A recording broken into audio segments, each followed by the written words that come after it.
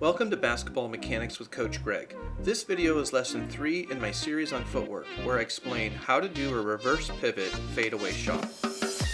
The format of the video has me providing instruction of the 4 mechanic steps of the reverse pivot. Then I show a beginner named Edgar trying the 4 steps, first with a ghost ball and then a real ball. I can break down the reverse pivot fadeaway into 4 parts. 1. The reach step. 2. The two-hand trap. 3. The turn with the ball to the outside pocket. And 4. Ball rise to forehead and with a lean back jump.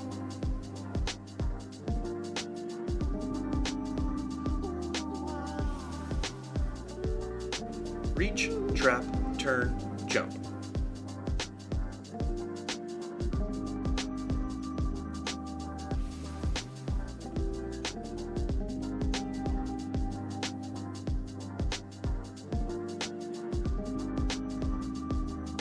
For step 1, have your left foot near the top of the block and your right foot away from the basket at a 45-degree angle. From this position, my direct vision is towards the basket, about waist height, directly underneath the rim. This allows my peripheral vision to see if someone runs to the basket from the opposite side of the court, or if a shooter is open on or near the three-point line. Now I move my right foot back into the key and away from the baseline. I want to reach wide with my right foot and create as much space as I comfortably can from my defender. With my left foot on the top of the block, my right foot should land just inside the key line and just above the first hash mark. For shorter or taller students, this target location will vary. So I reach with my right foot to create space for my defender. Avoid the error of reaching too far into the key. This will cause your fadeaway jump to move sideways across the basket instead of simply back and away from the basket. A cross-fading shot is much more difficult than a straight back fade shot.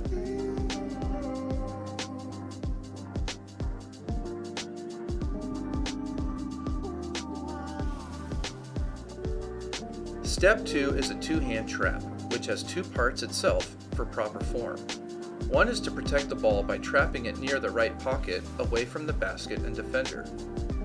You do not want to pull the trap ball so far back and have it lead in front of your body as you turn in step 3. This will expose the ball unnecessarily to a defender's hands. The second part is to trap the ball after your right foot lands and not before your right foot lands. Trapping the ball with your right foot in the air makes your left foot your pivot foot, and your right foot your second step, and your left turning foot a third step and a travel violation. If you are playing a pickup game at a park or gym and your trap and right foot reach are close in timing, no one will probably call a travel. If you are playing a game with a referee watching, and they can tell the trap was before the foot lands, the ref will probably blow their whistle for a violation. If you are in a pickup game and the trap is far too early before the right foot lands, then someone will probably notice and say something.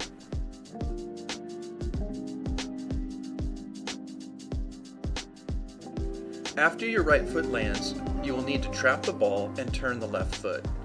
Your left foot should turn enough to be even with your right foot. As you turn, do not stand up, but instead have both springs of your knees and waist bent. Compressed springs will be ready for step 4 with the jump.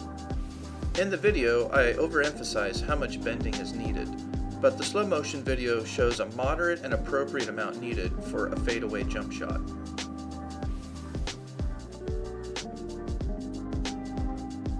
One error to avoid on step 3 is to underturn.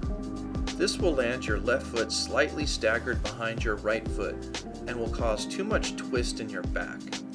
This twist and strain in your back will affect your jump and shot accuracy. On step 1, you can reach too far into the center of the key. And in step 3, you can turn too far into the center of the key. Both of the errors turn your back fade into a crossfade shot, which is much more difficult. The turn has some acceptable variation for good form. If the left foot lands slightly ahead of the inside right foot, you will still have a comfortable jump shot. Again, left and right foot being even will also provide a comfortable jump shot.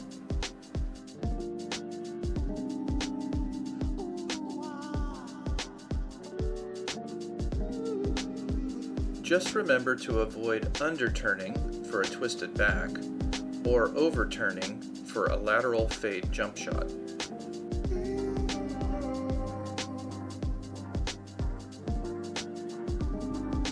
In step 4, as you trap and turn with the ball remains away from the basket and the defender's arms. It is important for the jump that you do not stand up during the turn.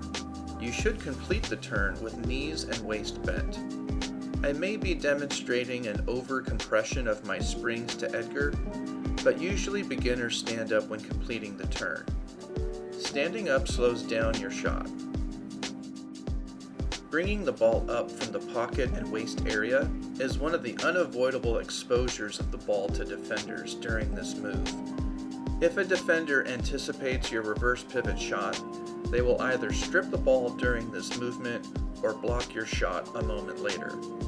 The next lesson 4 in the Footwork series explains how to best counter if a defender anticipates your move.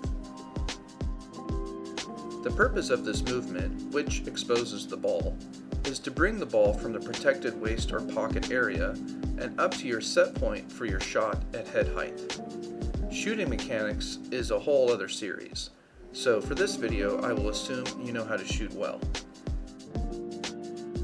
The last part I explained to Edgar is how the turn away from the basket will produce momentum in your body, which will naturally lead to leaning back during the jump shot. The faster you do the movements, the more you're likely to lean back during the jump and fade away from the basket. This lean back and jump fade make it harder for a defender to block your shot, but with enough anticipation, almost anything can be blocked. So watch the next video.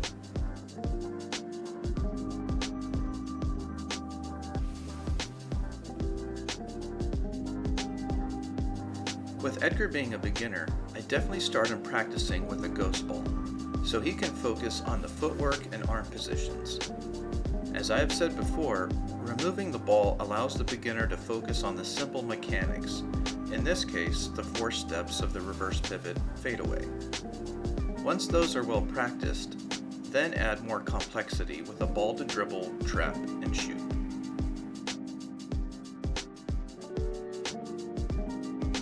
While Edgar practices with a ghost ball, I can see and correct errors in form as he goes through the 4 steps of the reverse pivot fadeaway. Sometimes he underturns, sometimes after the trap he moves the ball in front of his belly and exposes the ball too much.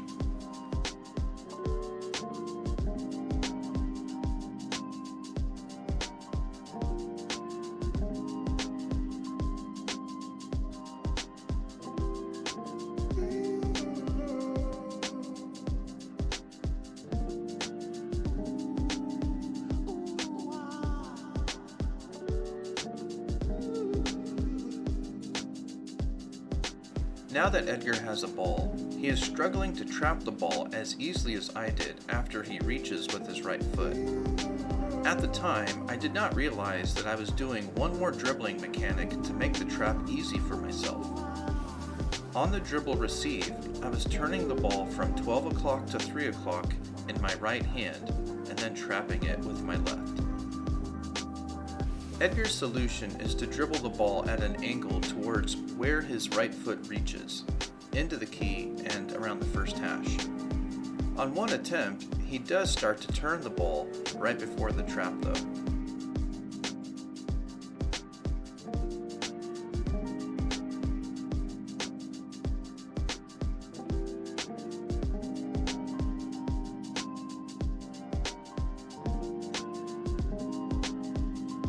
The next error is turning and leading with the ball to the front of the abdomen. The ball needs to be on the left side after the turn. The ball on the side of Edgar's leg is an extreme position, and my slow motion videos show I have the ball in front of my left leg around the left side of my waist. However, the left pocket is a good place to start for Edgar.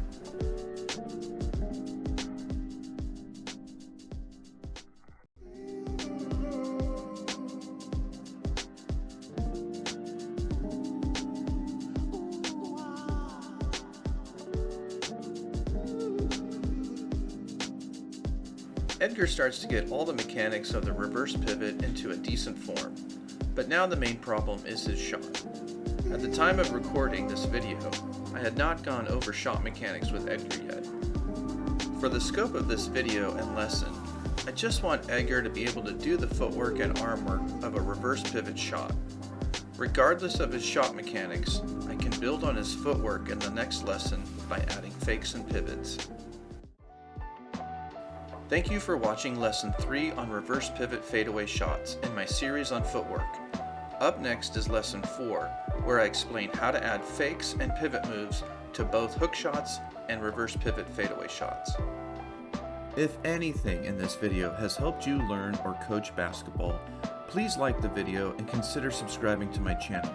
Doing this increases the chance that someone else may see these videos and help them on their journey in learning this sport.